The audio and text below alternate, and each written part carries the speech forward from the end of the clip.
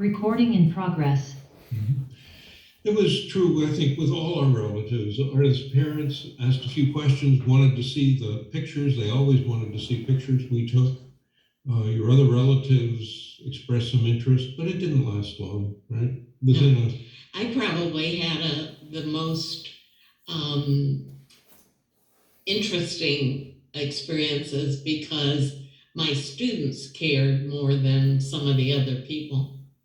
So I was able to tell stories there. Imagine what it would have been like for someone who didn't have a spouse there. At least you could talk with each other about your memories, your feelings, and you would listen and you'd know the whole story. Yeah, of course. And we were in touch with friends of ours who had been Peace Corps docs in other places. There was Ron St. John, of course, but I also had other classmates that had done this. There were 4 or 5 of them. So occasionally we could connect with them and reminisce a bit. But once we were back in Cleveland and Ardith was teaching, using her stories there to help, but there wasn't that much for me. It was back into the clinical realm quickly. It was busy. It was busy, yes. Well, I think we had mentioned to you that Tom Daniel had arranged for me to start on a psychiatry rotation because that's a little less intense in terms of time spent at the hospital than the internal medicine wards were, as a way to try to ease me back into this. Me a little worried about the potential for a repetition of that reactive depression I'd had during my internship, now 4 years previously at this point. But he told me he didn't think that would happen, and as it turns out, it didn't. But it was nice to have that sort of softer return when I was on call every 4th or 5th night rather than every other night. That worked fairly well for us, and we, again, then were testing, or at least I was testing this all out to try to decide just what my future should be and how to go about that.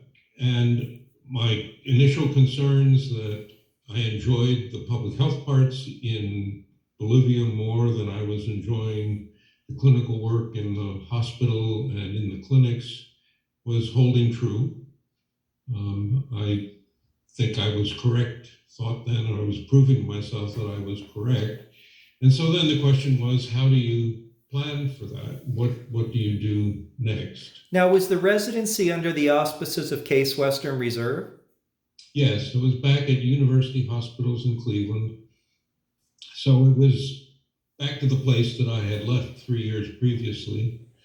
Of course, all the interns and residents had changed over that time, but the teaching staff was largely the same. So there were a number of familiar faces there, and it was comforting to be with them.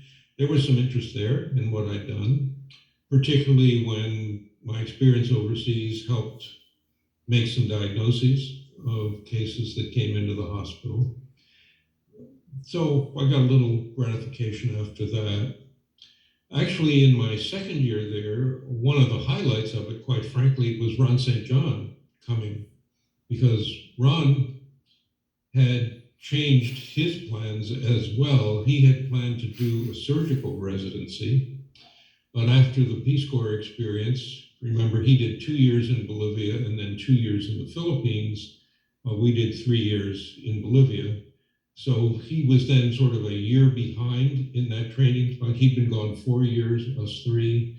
He'd come from the East Coast, from Yale and Columbia. But because of his involvement with Tom Daniel offered him an internal medicine residency slot, and he took it. Okay, hold on here. Recording stopped.